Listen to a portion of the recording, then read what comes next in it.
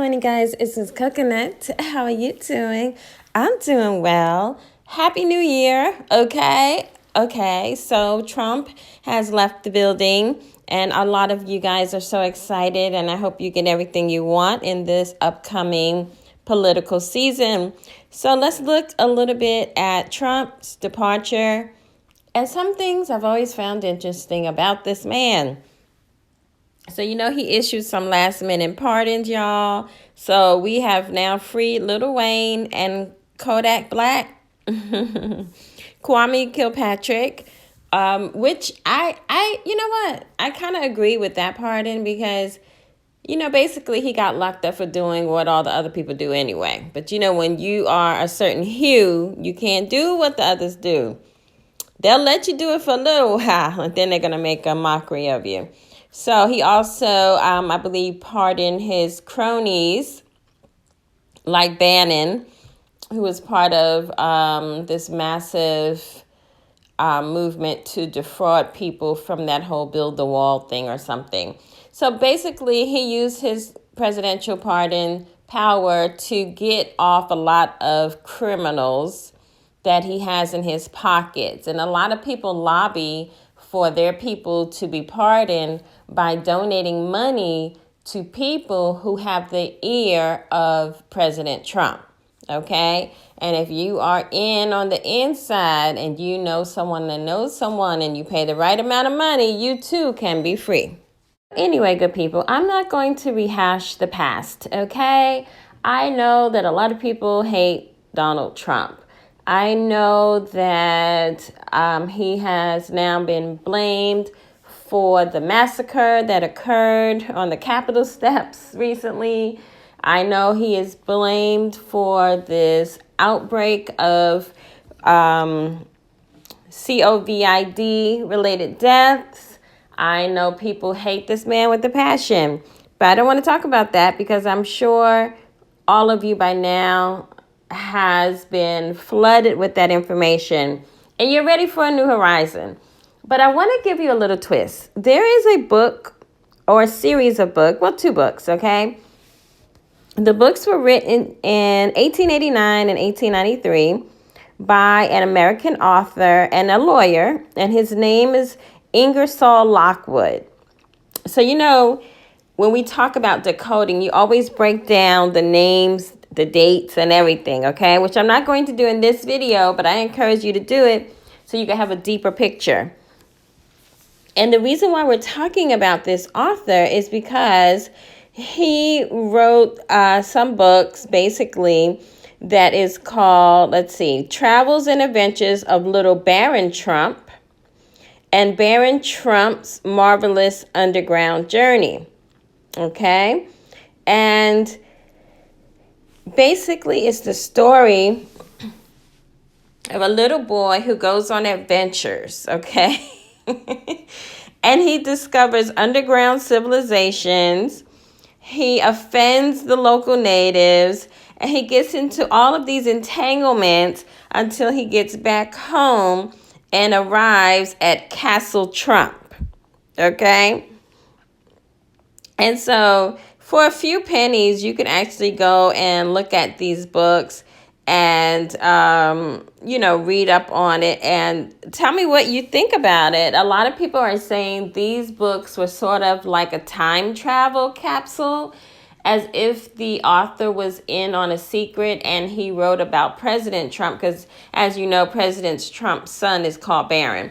So they're saying it's sort of a time travel capsule and that the author went back and saw all of 2020 unfold, or the last 4 years of the president's presidency anyway, unfold. And he decided to capture them in this book.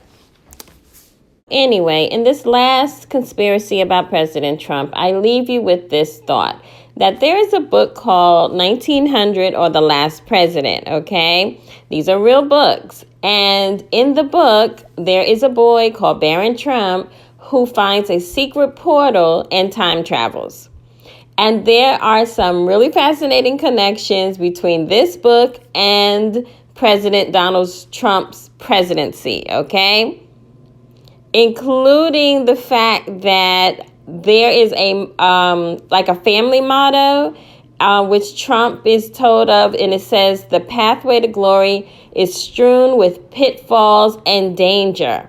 Okay, and it seems like a lot of the story centers around like New York City, and that there is a state of emergency, sort of, because there is a candidate for an election that is causing a lot of chaos, okay? And then the man who actually won the presidency is very wealthy and lives on Fifth Avenue. So you know the Trump Tower is on Fifth Avenue, okay? And then, if that wasn't crazy enough, one of the characters in the book, his name is Pence. What a bizarre conspiracy, right? Well, coincidence anyway. So anyway, go ahead and Google this, research it, read it. I would love to hear your thoughts on this. I have been meaning to tell y'all about this for a while, but apparently I needed to take a break. But I'm back now, so we're going to delve into the latest chapter of American Heretics.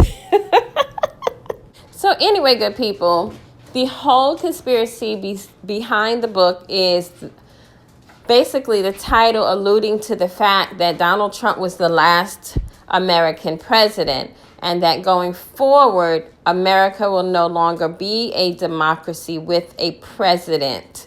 And you know, these people like to speak legalese, so we don't always understand it. And we're like, what do you mean? Of course we have a president. We have President Biden now.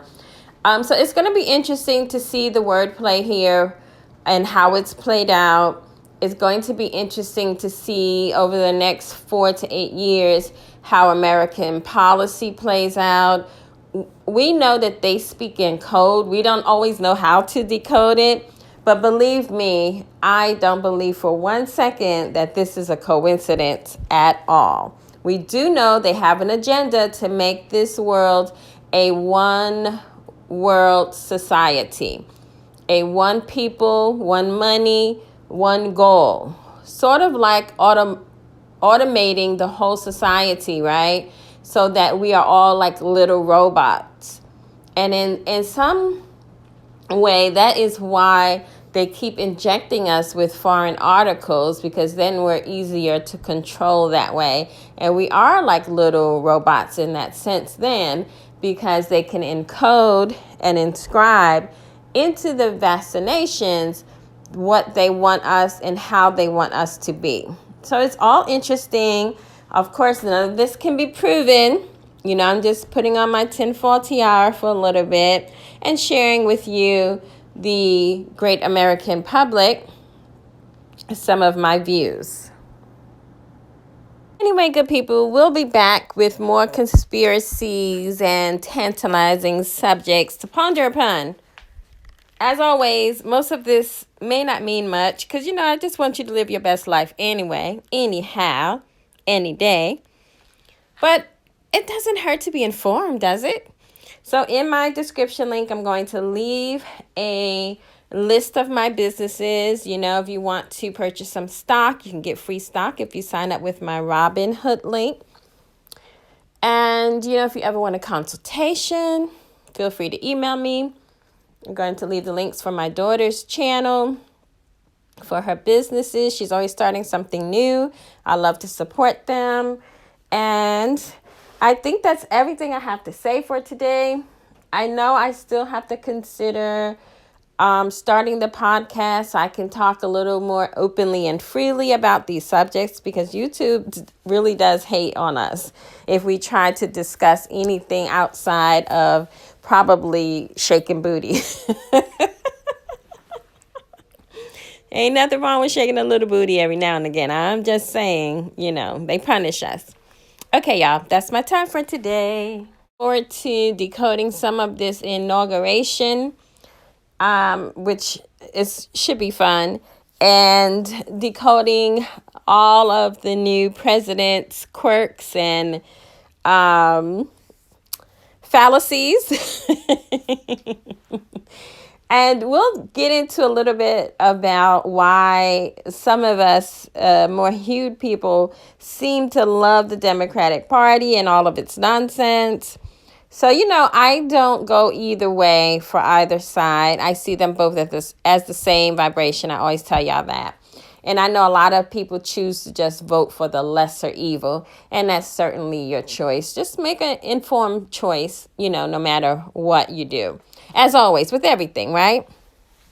Until next time, Om Shrim Vrezi.